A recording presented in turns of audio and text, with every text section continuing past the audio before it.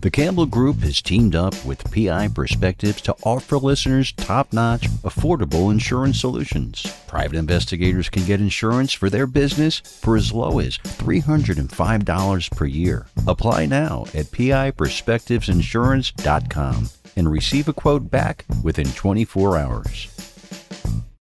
Specializing in the research of liability for personal injury claims, Pacific Liability Research offers insurance assessments of all applicable liability coverages to help determine what a case is potentially worth.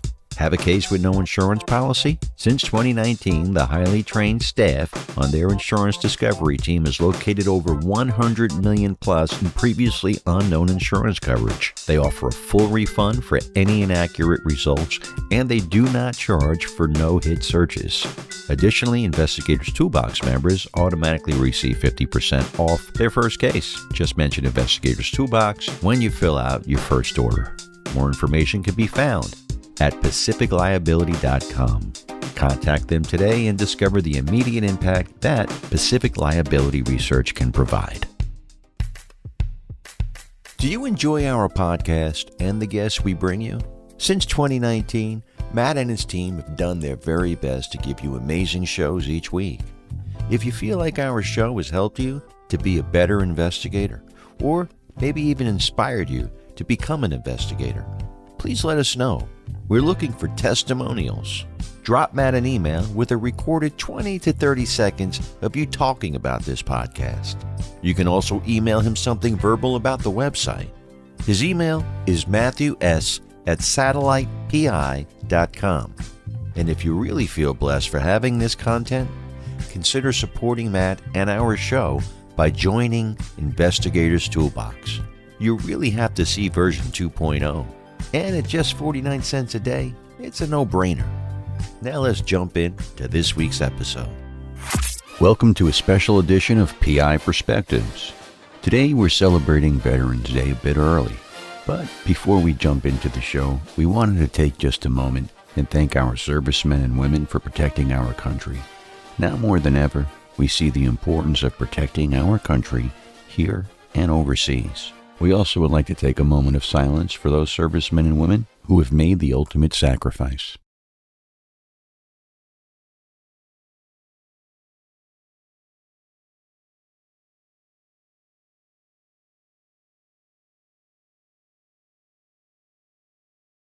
We thank you for taking this moment with us.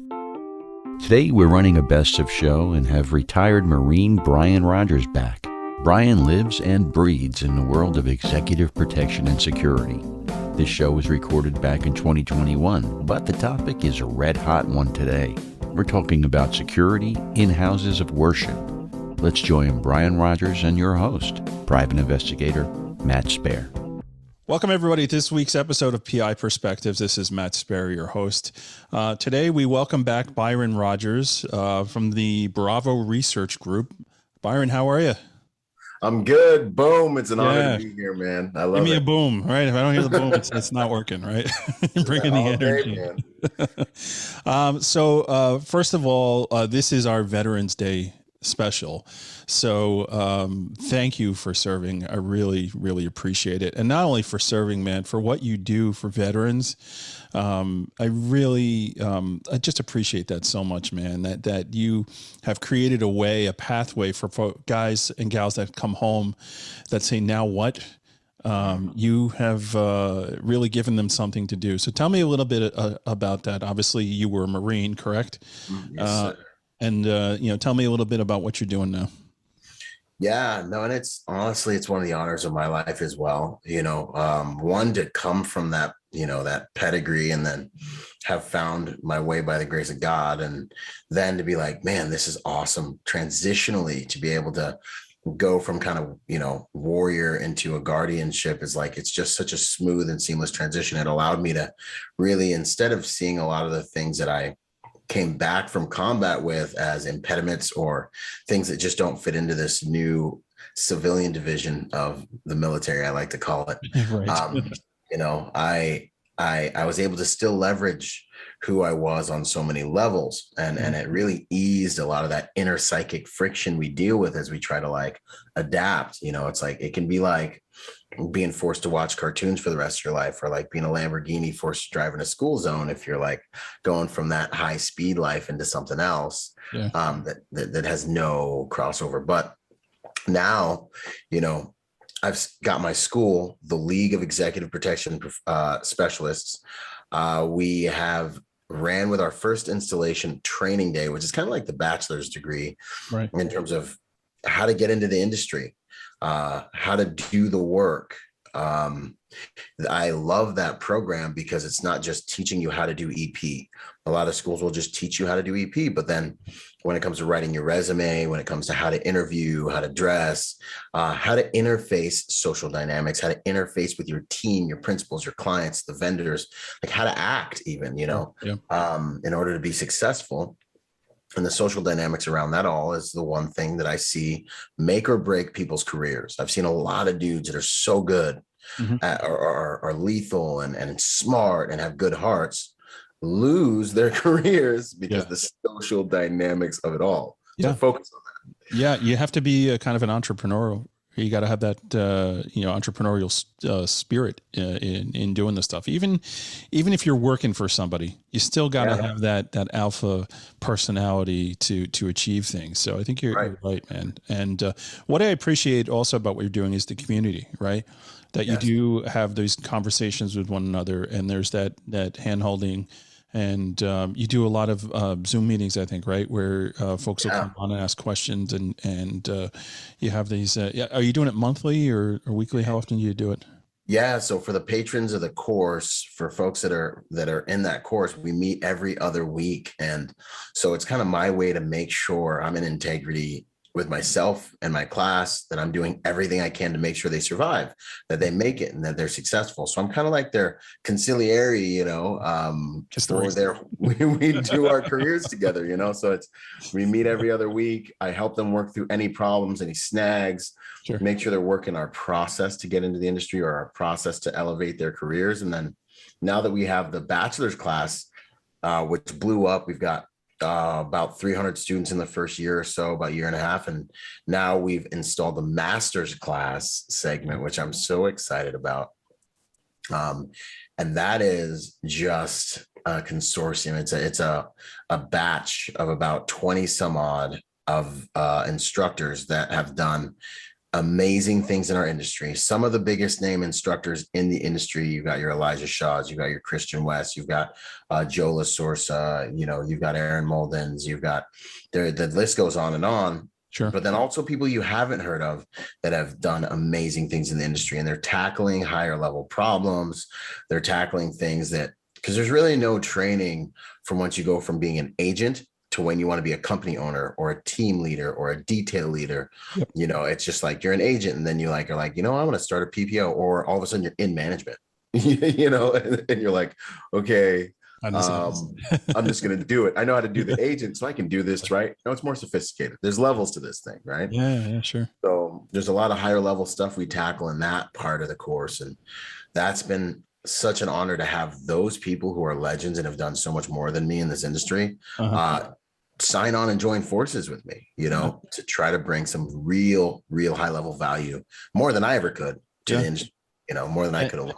I think I heard recently, because I do check out your podcast too, right? You have a few of them.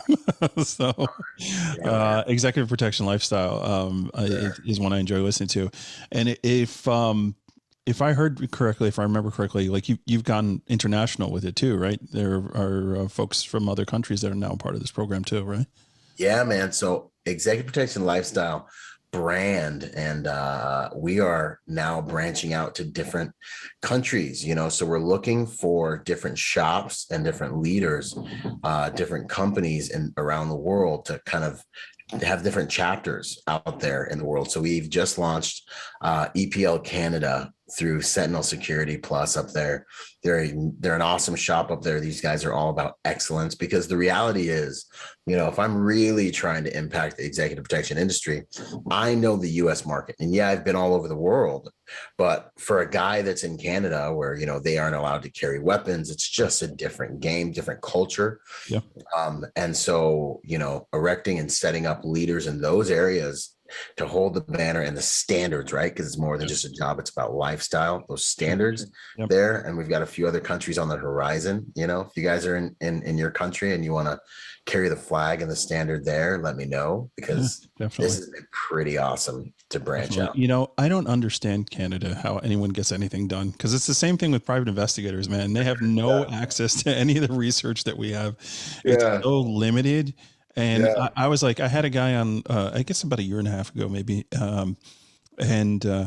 He basically made his living on surveillance, because you really couldn't do anything other than that. You couldn't do research. It was hard to get things done. And this guy was interesting because he competed in the Olympics. He was like a judo guy.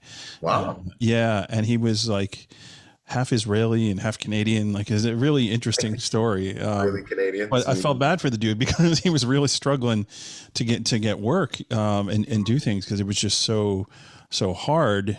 And then when COVID hits, and everyone's got to wear a mask, like, how do you do surveillance at that point? How do you identify and people aren't going out of their houses either. So, it's crazy. How did you handle COVID? What did you see on your end? I'm sure, protecting things, there was big money in that, right? You and I were talking before we got online that you had a very good year this year. So tell me a little bit about that. How was that, the dealing with COVID on your end? Yeah, the COVID thing was interesting. Certain aspects of my business, certain accounts definitely tamped down and shut off. Mm-hmm. However, certain aspects of my business went through the roof, especially during the riots. I had more work than I could deal with. I was passing contracts to friends because it was just, I was getting calls like, hey, we need guys down here now. We need a team of 4 guys. We need a team of 6 guys.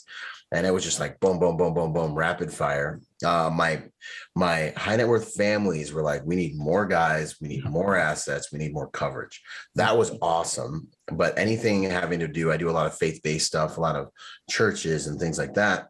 Those went and pretty much almost shut down. They went to more bare bones. Yep. So it was nice to have a diversified, I don't know, I want to say portfolio, but a diversified list or books of clients, because what I lost here, I made up here. And ultimately, I think we had a better year as a result of the chaos than really anything else. We also picked up some more corporate contracts, as people needed to protect their storefronts and CEOs and things like that. So for me, COVID did well because I was in I serve multiple client demographics. Right. That was the hedge. Diversify. Yeah, you got to be able to identify it. I know, like in my state association here in New York, like we were really, really all over our lobbyists. Like, you need to make sure we have a carve out. We've got to make sure that security and private investigators can continue doing work as essential services. And, as soon as we got the green light from the governor's office, it's like all bets were off. There were pivots on things you had to do. I mean, I work with lawyers. Lawyers didn't come in from March to June, and now they're kind of in, but they're kind of not. Now it's finally starting to come back to normal. I mean, I'm doing a networking event next week. And reaching out to attorneys, inviting them to events, and them telling me I would love to go, but I have a trial I'm picking a jury for next week. Like, that's music to my ears. I was like, yes, brother, don't worry about it. I'll catch you on the next one.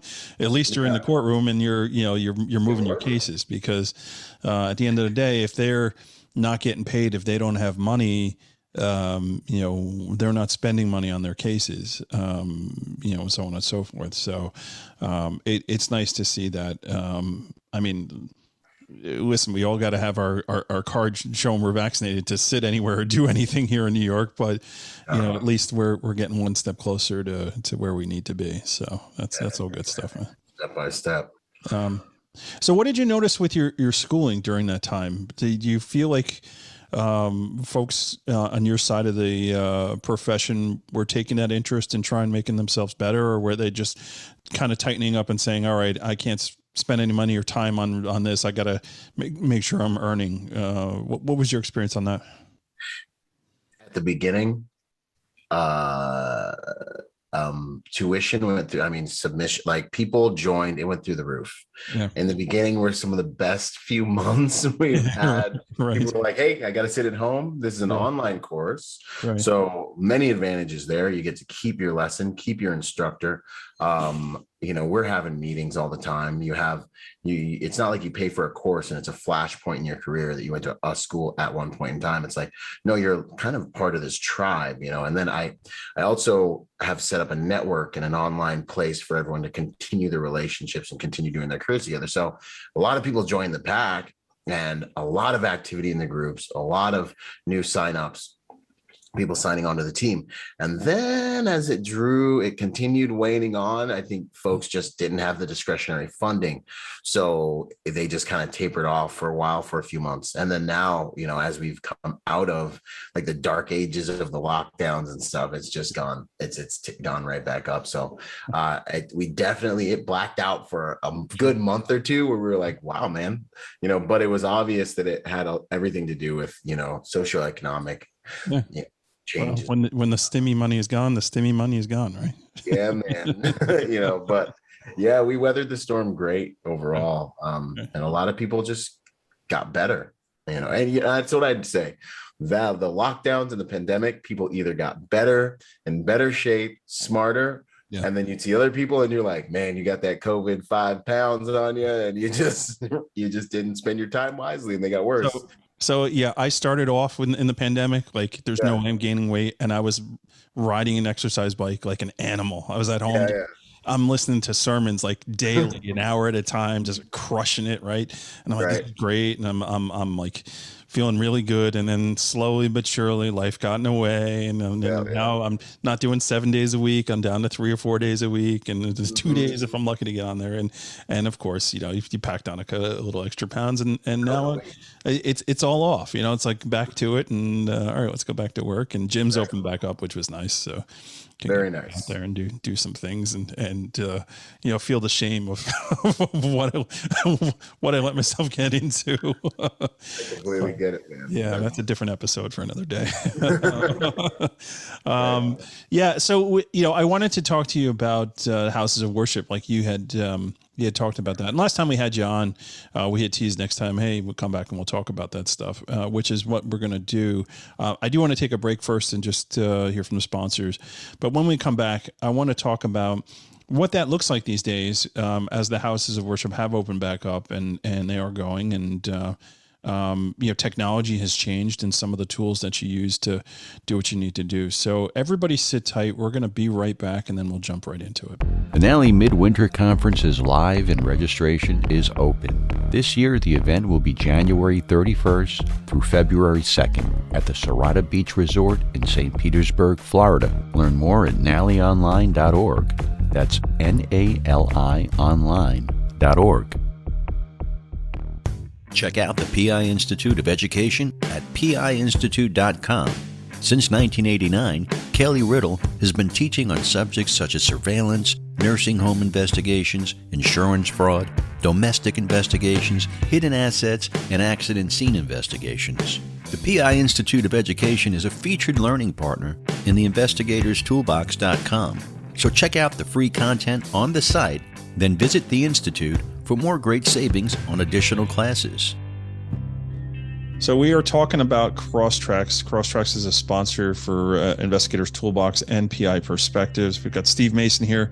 Steve's been a longtime client of Crosstracks. Tell me the benefits of case management. For me, it's basically being able to keep track of every single thing that's going on with the case, whether it's notes, documents, sending or receiving new case information, because clients can create custom logins, securing the data. From a business perspective, it's really the easiest way to maintain your data, to access your data anywhere. I mean, you can be on vacation and pull up a case note remotely, securely. Even just tracking how many cases you've worked for a certain client, how much money you billed them. I mean, there's so many tools that I really don't know how you can get by without a case management system like Crosstracks. Yeah, definitely. And they are SOC 2 certified, which is important when you're working with insurance companies and protecting information that's readily available there. If you're looking to take your investigative company to the next level, you got to be organized. And the only way you're going to be organized is using a case management system. And for me, hands down, Crosstracks is the one to go with. So again, they are a sponsor of PI Perspectives and part of Investigator's Toolbox. You receive discounts for using their services through both those platforms. So check it out today, and we'll talk to you guys soon. Take care. I want to talk to everybody today about ScopeNow.com. ScopeNow has been a big time sponsor of this program for quite some time, and I just love their service. I've been using them since the beginning. I'm one of their beta customers, and it's been so awesome to see them grow into the business that they are today, and just how they just keep reinventing themselves and pushing themselves to get more and more information. What it comes down to is ScopeNow is a tool that you definitely need to use if you do social media investigations, any internet research, and really spending less time digging around and looking for information. I think is one of the best points of how ScopeNow can help you. Their AI platform, their analytics are amazing. You really get an idea of what you need. You're reducing the time, you're reducing the manpower that you're spending on doing this research, because they're essentially doing it for you, and they're doing it correctly, which is most important. One of the new things that they're actually offering is this flagging system where you can flag behaviors and really highlight and look out for fraud. If you're doing a lot of fraud research, this is a fantastic tool, and you can set up alerts. So you have particular people that you're looking at, you can actually set up alerts to get notifications when the criteria that you set up is actually is flagged and goes off. It's really, really amazing. And their relationship and association analytics are top notch, really cutting edge and really, really cool. When they brought that out on version 3, it was a game changer. I mean, really being able to see how people interact together and having that relationship, analysis is really, really something that's cool. One of the other things about being involved with ScopeNow is their ability to offer webinars. Their team is cutting edge on putting together and getting out really, really great content. If you're a member of ScopeNow, if you know who they are, you've seen them around on LinkedIn, you'll know that they're constantly doing webinars on these new websites that are coming out, and they're really staying on top of it. And don't forget, any reports that you generate, you can actually white label those reports and put your own logos on and really make them look professional, which could equate to more billing for you as well. So check them out today. It's www.scopenow.com. They're a great, great company. They should be one of the tools in your toolbox, along with whatever kind of search engines you do. You need to make sure that ScopeNow is a part of that suite. Scopenow.com.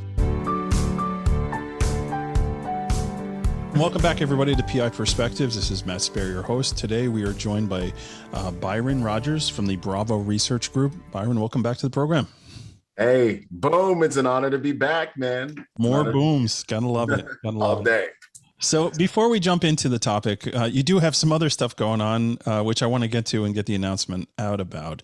So you're doing like a forum, right? An EP forum. Tell me a little bit about that. Yes, sir. This one, I'm excited about this one. So myself, Christian West, Pablo Monasterio, we had a crazy idea, so we have the Close Protection Conference coming up December 8th through the 10th, the largest event in the executive protection space in the United States, one of them, if not they're expecting 500 agents there, right? It's going to be an epic event, and we wanted to see how we could also serve the community and create, an asset for folks to take advantage of while they're there in Vegas, if they, on the very first day. So if you're going to the shooting competition on the 8th, then get after it. But if you're not going to the shooting competition, because a lot of, sometimes it's hard to get corporate funding for that because it's guns and whatever, the politics, or you're just not into it. We have an amazing event for you on the 8th. It's going to be an all day. I think we're going 8 to 5, so you can get done and still go to the conference when it kicks off. And we have a power-packed list of speakers. I'm going to be kicking off the morning talking about social dynamics. We're going to go into Christian West is going to be speaking. Caleb Gilbert's going to be speaking. Aaron Malden, Elijah Shaw, Joe LaSorsa. We've got a heavy list. Jackie Davis, the female that they made the movie about, Safe, the top female agent in the UK, is going to be speaking. So it's going to be jam-packed. And we have a special surprise for you guys that attend that is going to be something the industry has never seen before, but I am not at liberty to disclose here. Right. So it's just a one-day quick pop-up. The format's completely different. Instead of just presentations, we're going to have conversations with everyone in the room. And it's going to be highly interactive. It's going to be a little bit different. So join us for that event too, man. That's going to be an honor to put that, to kick that off. So the surprise is not like a comped meal at the buffet at the casino, right? That's not. No, this surprise. Better. I will stand by this, and if I'm wrong, you can come find me and talk crap to me. This surprise will blow your socks off. All right, cool. We'll blow your socks off. It'll be something that will give you and that you can do that you'll be like, wow, this was amazing. I guarantee. Yeah, so we'll have all that info in the show notes. Yes, sir. So how folks can find it, and if you live in that space, I strongly encourage you to go check it out. I mean, there's nothing like networking and just being amongst peers, especially after a year and a half, 2 years of just isolation, just getting back into it. I know on my end, I went the last between the summer and the fall here, I probably went to about 4 or 5 different conferences, and it was so great getting out there and just seeing people and networking and making connections. I made some really great connections, especially I was in San Diego a month or 2 ago. I made some great connections. That stuff pays the bills. For the next year. Yeah. Like you get relationships are one of the highest value. It's like relationship equity is what everything good and bad will come through your life, especially in business, through relationships. Business is a commerce of relationships. 100%. This is what we have to do, Absolutely, 100%. Okay, so let's get into the topic here. Houses of worship. Yes, sir. So walk me through that. What does that look like? If you do this type of work and you wanted to get that type of work, how would you go about trying to enter that space? And what are the important key aspects to make sure you're covering? Yeah, so houses of worship, it's my passion. It's something that I grew up in church and things like that. Some of the snags that you find have to do with kind of the politics of it. Yep. Getting a private security detail in there can be a little bit difficult because a lot of churches have a retired, whatever law enforcement guy or whatever guy. And then they're like, well, this is our security guy. And then they think that that's good enough, right. And then you got to explain things to them, with regards to, are they set up properly with insurance? If something does happen, and have they really thought through their strategy and things like that? And then the other part is buy-in, I have been really blessed at my primary account for sure to have the pastor really buy in, and that's what can flip the congregation to be part of it. Yep. So there's another whole component where you have to train the congregation to value and feel safer, so that has to do with equipping your guards with the right things to say when people are like, oh, security, like, is something wrong? Why are you guys here? Because a lot of civilians are still completely oblivious to the fact that that they need protection there. And I'll say, church protecting places of worship has been the one client demographic that is the most active with regards to actually having to do things with security. Like right. I've had to go hands-on more at churches, and I've had to deal with more threats around churches than I have out with most A-list celebrities or high net worth families or C-suite executives. The church stuff is actually where it's at. Yeah, I mean, what it comes down to is, broken people need God. So broken people go to church, and broken people have opinions. Oh yeah. Listen, I can remember going to Times Square Church in Manhattan and going through metal detectors, and this was well before, this was after 9/11.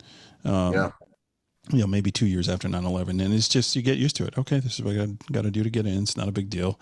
I didn't feel like my rights were being violated or anything like that. I know this next summer I have the opportunity to go to Ghana to perform actually at a church. Nice. Yeah, I'm very, very excited by that. We got invited to this mega church out there to do my music and all that stuff. And we had some concerns. Okay, so what's the security like? And they're like, no, it's more secure than the United States. Like, you have to understand, like, the way we treat our security coming into this place. Yeah.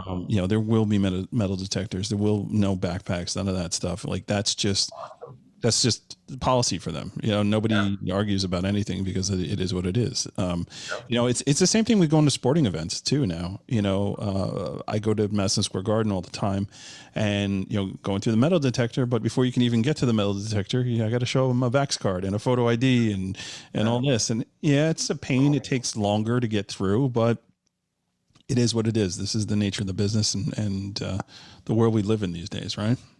Yeah, hopefully you feel safer when you get on the other side of the protocols, and that's what they're there for. And hopefully they work. But I will say those churches over in other countries like Africa and things like that, man, I mean, it's amazing how much more real they are. You know what I mean? When that's all they got, it's really real. I love traveling to those churches over in those countries, and just the whole frequency that they're on is completely different.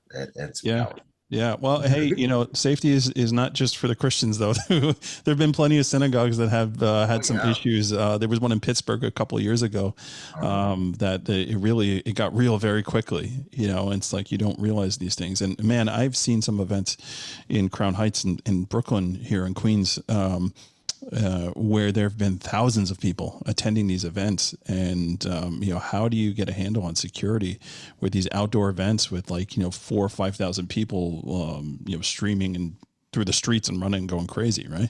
Yeah. Well, any mass gathering requires security, in my opinion. It's it. And, the way that we approach it, and I've approached it with a lot of churches, is, it's less about, the tough guys or guys that have backgrounds being on the security team and working those guys we put those guys in key positions. But really what we want to establish in any mass gathering event is an information network that will alert us to any issue that has to do with security, so we can get the right people to the task as quickly as possible and stop the bleeding.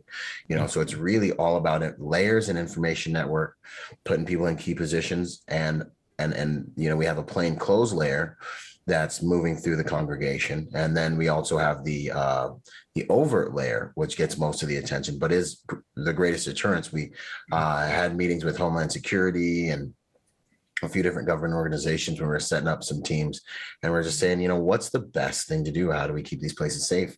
And they across the board were like, you really want to use deterrence as much as possible, because that's what's going to keep them out, and your plain clothes component, that's going to be obviously to deal with the problems and things like that, and to alert you if things are happening in the crowd. Right. But that deterrence is really powerful. So we're out front. We stand in a place where everyone driving onto the property sees, like, there are armed guards here. But we're selling security. We're smiling, waving, happy Sunday. We're actually interviewing people, how you doing today? Good morning. We're like greeters almost, in a lot of cases. And, the information network's there, we're looking people in the eyes, and with the 5150 kind of the populations that come to church, or helping homeless people and helping people that have issues, you really attract a lot of variables into one place that you've got to stay ahead of. We'll tag somebody and keep an eye on them, and it's real hands off, but we got to make sure we're getting that information in the right places. Yeah. And I think it's in the past probably 4 or 5 years, or maybe even longer than that, politics has found its way, in there. And that drives people. It really does. I have seen splits, man. I've seen people bail just because you don't have the same ideology. It's like, yeah, but I thought we're the same faith. Like, we believe the same things. Yeah, but you're going to vote for that guy, so I can't talk to you anymore, right? So it's so crazy to see that stuff happen, but it's real. It really does. It's sad to see the divisiveness work so well, and anything that shuts off intelligent, thoughtful, compassionate discord between two people, communication between two people is a huge tragedy for the people, in my opinion. Yeah. We disagree, and that's how we arrive at higher truth. You might think see something I don't see. We need each other's opinions, man. Yeah, no, it's definitely, opinions are important, and discussion is important, and being able to work through all that stuff. Do you guys do like monitoring on social media for these venues and stuff? Do you set up you can't really do fences anymore? I guess it's more keyword searches, but you guys do you have a team that does all that stuff? Is that part of the package? Not for our everyday. We do a cursory search during the week of all of our social media properties for that church. We're having a larger event, then we dig deeper into OSINT, but the guys that are there, because we also have schools at a lot of these places, the guys that are there during the week, every single day, they have to execute at least one open source intelligence search of the digital properties for the church, and also for whatever clients we have. Yeah, that's kind of how we monitor that. And it's huge because people telegraph what they do. And then if we have a BOLO, at any point, then we have those profiles, and we definitely conduct patrols on those regularly as well. Yeah. I mean, you look at stuff like Parkland, where there was that, hey, I'm going to do this for about 6 months leading up into that. You gotta be all over it, man. Definitely. 100%. Those are your key target indicators, man. Those are the gimmies, and people can't help themselves, it seems. Yeah. And it's interesting because it really, at the end of the day, it also comes down to dollars and cents too. When you're dealing with a board at a nonprofit organization, first of all, they're going to say, hey, give me the nonprofit rate, right?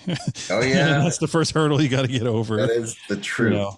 And then it's like, wow, okay, these are all really cool things that you're offering. But it's like that old Chris Rock joke, right? With the $1 for a chicken wing. What I get for 50 cents? What if you just pour the drink in my hand? How much for a handful? This is so real. This is real. Exactly. You're having those conversations, and you're like, okay, I know this is not going to happen. I'm crashing and burning here because they're not going to bite. I had my own experiences with technology many years ago trying to get into that space. And man, there were some cool things we could do, and it worked. And they were like, wow, this is great, but we can't afford it. Or, this is too intrusive. We don't want to survey these people. We don't want to do that. That's not the attitude that we're putting out. All are welcome here. Well, yeah, all are welcome, but maybe the guy that's going to bring the AK, he may not be welcome. Yeah. Right. And we'd like to see him coming. Yeah. I'd leave the AK at home. And then, we've had some crazy things happen for sure. Yeah. So do you have regular briefings and stuff with the admin there, or I guess the board and all that? What does that look like? Are there regular meetings and going over threat assessments and stuff? So whatever we consolidate during the week, we send out via email, and then we revisit it to the team, and we work in conjunction with their volunteer team. So we're an adjunct, we're an add-on, to their volunteer team, but we're totally integrated with them.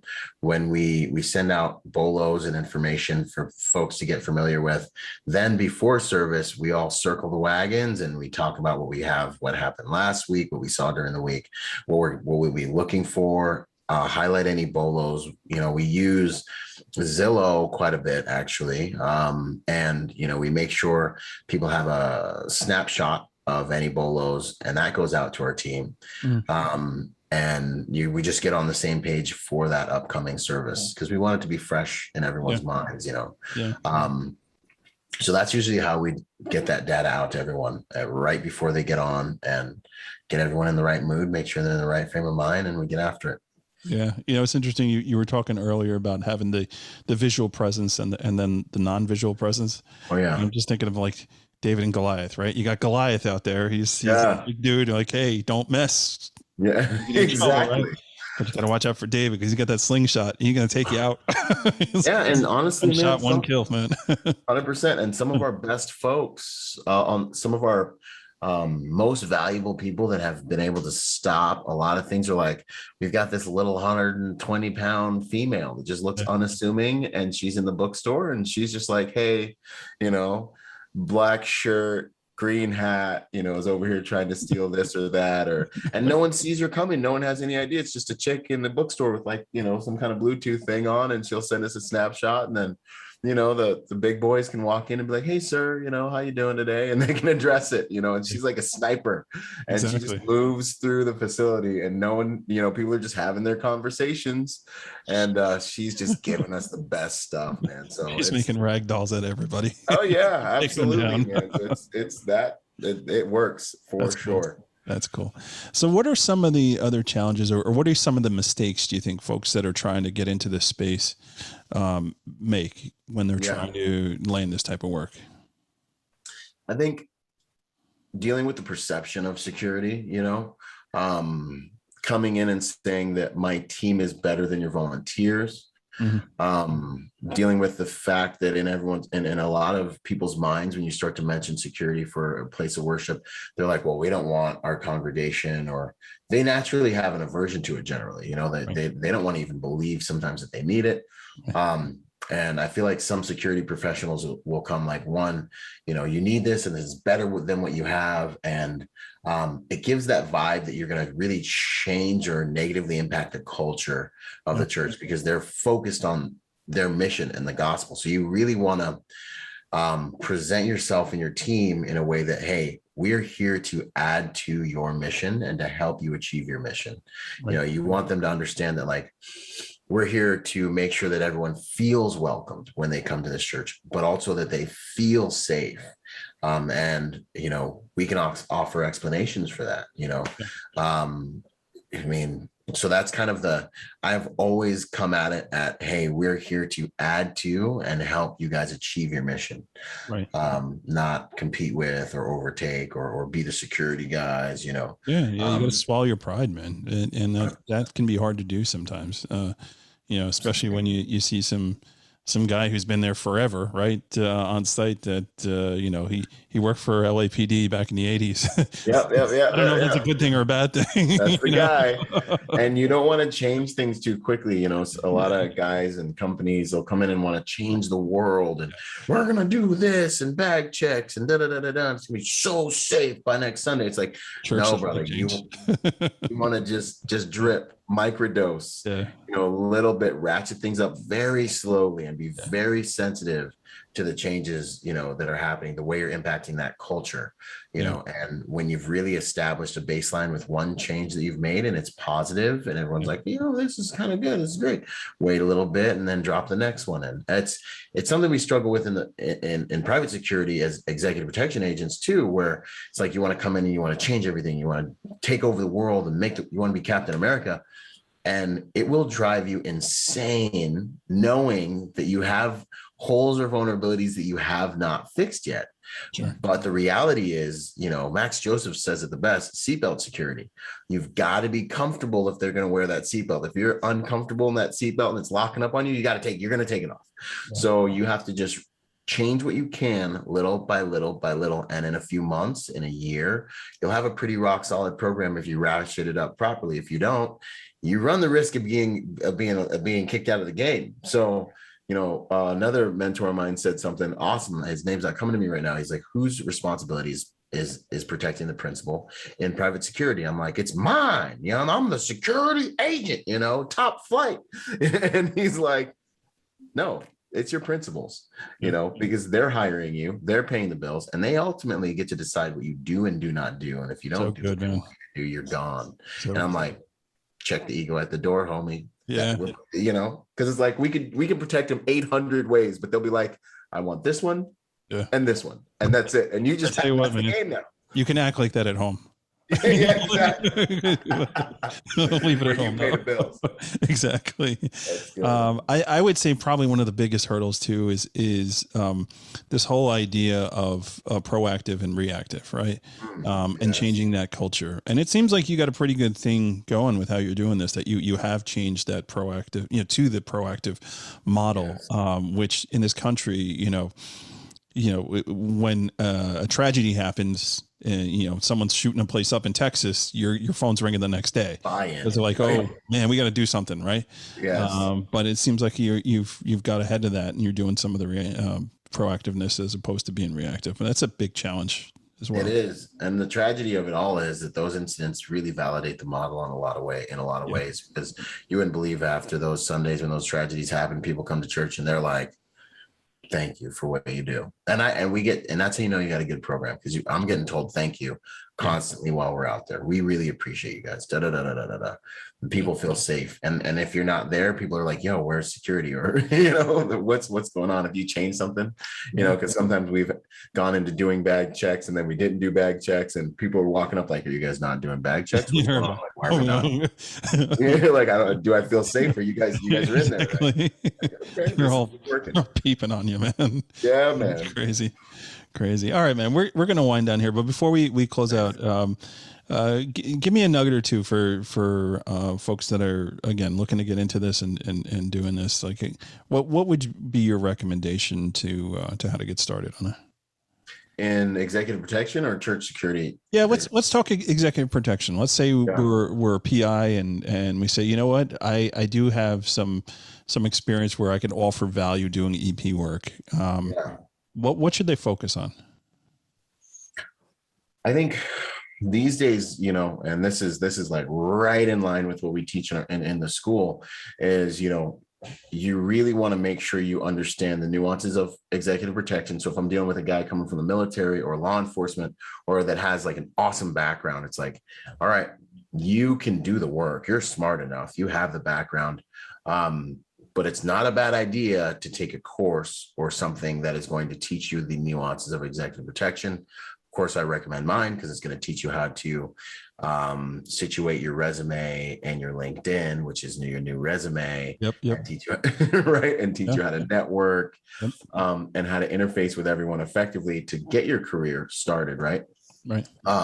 So getting the industry to react to you as if you're a specialist. One of the things people are dealing with now is the industry's blowing up. The industry is supposed to double in the next decade. And I remember reading that in a Forbes article before the pandemic. Robots aren't replacing us anytime soon. No, sir.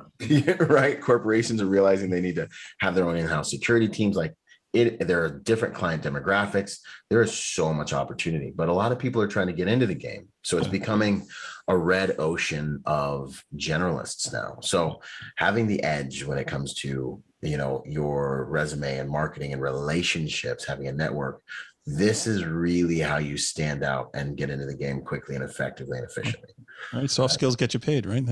Hey, hard skills may save lives, but soft skills get you paid and keep you in the game. And that's what I put together with the school, man, with the league. That's what it's all about. That's great, man. So the Close Protection Conference, what are the dates on that? When is that going down? The Close Protection Conference is December 8th through the 10th. Mm-hmm.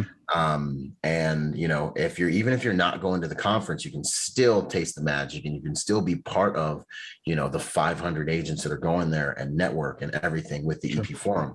Yep. And that's why we put that together that way, for folks that maybe you don't have 3 or 4 days, but you can come for a one-day thing. Or I think they're charging around $300 for the Close Protection Conference. Ours is I think 200, but either way, if you can do it all, do it all. These relationships are what put food on the table for years to come in this game. I can't stress that enough. Business is the commerce of relationships. You're absolutely right. Your net worth. You're absolutely right, man. So, Byron, thank you so much for coming on. We're going to have all that information in the show notes for folks. And I really encourage people to go and check it out. And, if this is your passion, if this is what you want to do, it will only benefit you to be there. 100%. So again, thank you for serving our Veterans Day show here and acknowledging. Thank you to all the folks in our industry that have served and continue to serve just on at home, right? In the home field here. I really do appreciate that. And, the sacrifices that were made and all that. We just, we want to acknowledge that. So how do folks get a hold of you if they have any questions? Yeah. And then one last thing I should mention, since it is Veterans Day, upon getting out of the Marine Corps and getting my career launched and everything, I wrote a book called Finding Meaning After the Military. So if you're out there and you're struggling to find meaning in life after the military, check that book out, look it up. You can find it on Amazon, or you can reach me through my website, byronrodgers.com or byronrodgersmotivation.com, Rodgers with a D, Rodgers, or you can follow me on Instagram, but you can always send me an email through the website. And we can start communicating there if you need anything at all. It's an honor. Awesome. All right. Well, everybody, thank you for tuning in. We'll catch you on Monday for a regular show. Have a great rest of the week. Thanks for having me, Matt. It's an honor. Yep. Take care, man. This episode was certainly worth a rerun. Thanks again to Brian for leading the way in the executive protection space. We also like to thank Campbell Insurance Group for sponsoring our show. Remember to tell them you listen and save $50 when you apply for insurance. Additional thanks to Crosstrack Specific Liability Research, PI Institute for Education, NALI, and Scope Now for sponsoring our podcast. Also, don't forget about the investigatorstoolbox.com app. You can type in version 2.0 25% to save $50 when you join. If you have a question or a comment about the show, email Matt at matthews@satellitepi.com. You can also find him on LinkedIn, Instagram, and Facebook. We'd like your feedback to bring you the best shows possible in the future. And we'll be back next Monday again with a new show. So make sure you tune in. Stay safe out there.